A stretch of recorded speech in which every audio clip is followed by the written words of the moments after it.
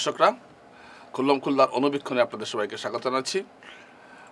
আপনারা জানেন যে আজকে এনএফপিদের পক্ষ থেকে একটা বিবৃতি জারি করা হয়েছে এবং এতে বলা হয়েছে যে 17 দিনের মেগা ব্লক থাকবে পাহাড় লাইনে, অর্থাৎ আগামী 17 দিন শিলচর থেকে লামডিং পর্যন্ত এই যে রুটটাতে কোনো রেল চলাচল করবে না। আসলে কয়েকদিন থেকে ট্রেকে খুব দুর্ঘটনা হচ্ছে, তাই এই সিদ্ধান্তটা নেওয়া হয়েছে। আর ট্রেকের এই খবর পাওয়ার সঙ্গে সঙ্গেই, এই খবর প্রকাশিত হওয়ার সঙ্গে সঙ্গেই বিমান ভাড়া বেড়ে গেছে। তো আমি বিষয়টা এই জন্য আনছি, অনেকবারই আমি এগুলো কথা বলেছি, খুল্লাম খুল্লাতে আমি আবার বলছি যে এটা আমাদের খুব দুর্ভাগ্য যে পাহাড় লাইনটা আমাদের বটগেজটা হয়েছে, কিন্তু উত্তর কাছাড় ডিমা সাহেবের অত্যন্ত ধসপ্রবণ থাকায় নানা কারণে অনেক সময় দেখা যায় আমরা বছরের বেশিরভাগ সময় ট্রেন যাত্রাটা বিঘ্নিত হয়ে যায়। ট্রেন লাইন অনেক সময় সরে যায়, কোনো দিন 1 মাস, কোনো সময় 2 মাস বা কোনো সময় কয়েকদিন পরপরই এ ধরনের ধস নামতে থাকে। ইদানিং একটা সমস্যা শুরু হয়েছে, ট্র্যাক থেকে ট্রেন বেরিয়ে যাচ্ছে, লাইনচ্যুত হচ্ছে ট্রেন। তাই সমস্ত ট্র্যাকটাকে মেরামত করার জন্য একটা মেগা ব্লক করা হয়েছে। 17 দিন কোনো ধরনের ট্রেন এই লাইনে চলাচল করবে না। এর ফলে কার্যত বরাক উপত্যকা, ত্রিপুরা ও ত্রিপুরা রেল অবশিষ্ট ভারতের সঙ্গে রেল যোগাযোগটা ছিন্ন হয়ে গেল। তো এতদিন আমরা জানতাম যে বর্ষার সময় ধস নামে, বর্ষার সময় পাওয়ার লাইন যে কোনো সময় বন্ধ হতে পারে, এটা আমরা জানতাম। এখন একটা নতুন সংযোজন হলো যে এখন তো মোটামুটি শীতকাল শুরু হয়ে গেছে, শীতকালে দেখা যাচ্ছে সমস্যা দেখা দিয়েছে, ট্র্যাক সারাতে সময় নেওয়া হয়েছে। যাই হোক, 17 দিন এমন কিছু নয়, আমাদের 3 মাসও ট্রেন বন্ধ থাকার রেকর্ড আমরা আছে 2021 সালের বন্যায়। তো সেটা বড় কথা নয়, সেটা বড় কথাটা হলো যে তারপরে যদি সব ঠিকঠাক হয়ে যায় তাহলে সেটা ভালো। দর্শকরা, এইভাবে এই রেলের কথা বললাম, আমার সঙ্গে সঙ্গে ফ্লাইটের ভাড়াটা বেড়ে গেছে। এবং আপনারা জানেন যে শিলং রোডের যে অবস্থা, রোড কমিউনিকেশনটা যদি এখন শীতের বেলা কোনো ক্রমে পৌঁছানো যাবে এটা ঠিক, বা আপনি যেখানে যান পৌঁছতে পারবেন একটা সময়ে, কিন্তু এভাবে কতদিন চলবে বরাক উপত্যকা, এটা আমার একটা বড় প্রশ্ন। আমাদের এখানকার নেতারা এইগুলো সমস্যা দেখছেন না, এবং তারা শুধুমাত্র, আমি একটা জিনিস বুঝি না, অরুণোদয় প্রকল্প, তারপর স্থানীয় কিছু রাস্তাঘাট, এটাই কি আমাদের কাছে সবচেয়ে বড় সমস্যা, বা এটা কি আমাদের সব সমস্যার সমাধান হয়ে গেল? এখন পর্যন্ত বরাক উপত্যকার কানেক্টিভিটি বা যোগাযোগ ব্যবস্থাটা ঠিক হলো না, এটা কবে হবে? এবং এটাকে ইস্যু করে একটা নির্বাচনও আমরা এটাকে দেখলাম না এটা একটা ইস্যু হতে, অথচ আমাদের বরাক উপত্যকার প্রতিটি মানুষের জন্য এই বিষয়টা অত্যন্ত গুরুত্বপূর্ণ। এই যে ধলাই একটা নির্বাচন গেল, এই ধলাই নির্বাচনে দেখলাম যে এইগুলো বিষয়ে গুরুত্বই পেল না। কিছু ক্ষেত্রে দ্রব্যমূল্য বৃদ্ধিটা গুরুত্ব পেয়েছে, কিন্তু তবুও কম। এখানে কি গুরুত্ব পেয়েছে? শাসক দলের নেতারা কি বলছেন, আপনাদের অরুণোদয় দেওয়া হয়েছে, 5 কেজি চাল দেওয়া হয়েছে, প্রধানমন্ত্রীর আবাস দেওয়া হয়েছে, এইগুলোই খালি বলছেন। আর এই অরুণোদয় 1200 টাকা অরুণোদয় বা 1250 টাকা অরুণোদয়ে কি মানুষের সমস্যার সমাধান হয়ে যায়? মানুষ চাল ডালের পরও আরও কিছু পেতে চায়। যাই হোক, তো এগুলো কিন্তু ইস্যু হচ্ছে না।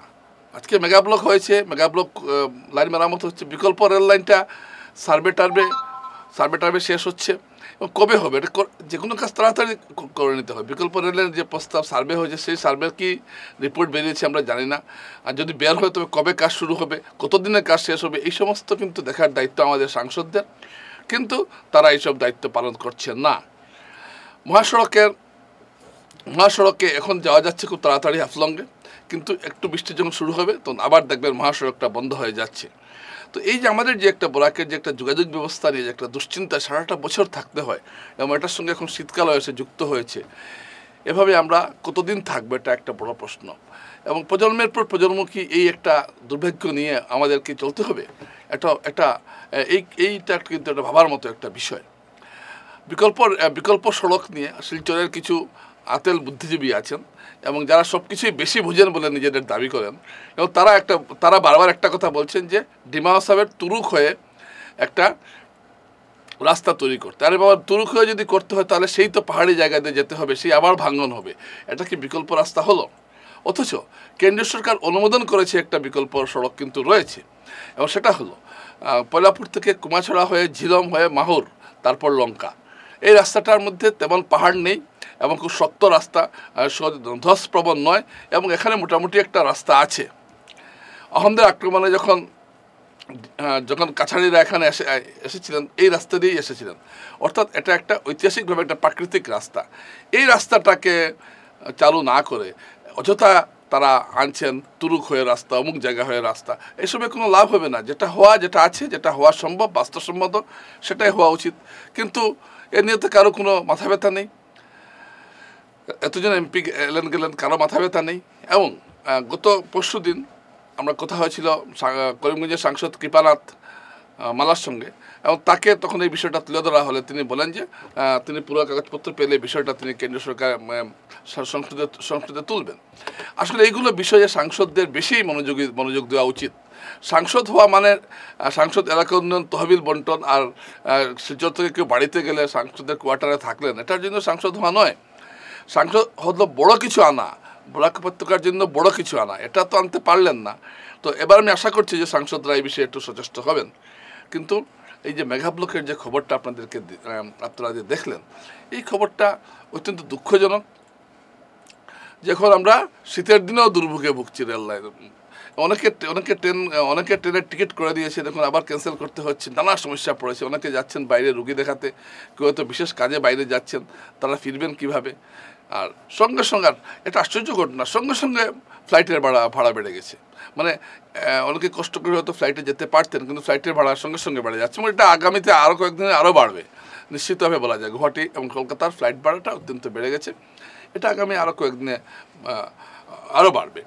তো দর্শকরা, আমি আজকে খুললা এই বিষয়টা একটু তুললাম এই জন্য যে আমি জানি এটা রাজনীতির বিষয় না হলেও এটা কিন্তু সাংঘাতিকভাবে রাজনীতিরই বিষয়। এবং বরাক উপত্যকার রাজনীতিতে এবং নির্বাচনে এই বরাকের যোগাযোগ ব্যবস্থাটা একটা ইস্যু হওয়াটা খুব জরুরি, এবং এটার দিকে শাসক এবং বিরোধী উভয় দলের যারা আছেন তাদের নজর দেওয়া উচিত। কারণ এই যে বিচ্ছিন্নতা আমাদেরকে কিন্তু পশ্চাৎগামিতার দিকে নিয়ে যাচ্ছে। এই যে বিচ্ছিন্ন থাকছি আমরা, এর ফলে আমরা আস্তে আস্তে একটা অনগ্রসরতার দিকে যাচ্ছি, যার ফল কিন্তু আমাদের আগামী প্রজন্ম ভোগ করবে। এটা কিন্তু মনে রাখা প্রয়োজন।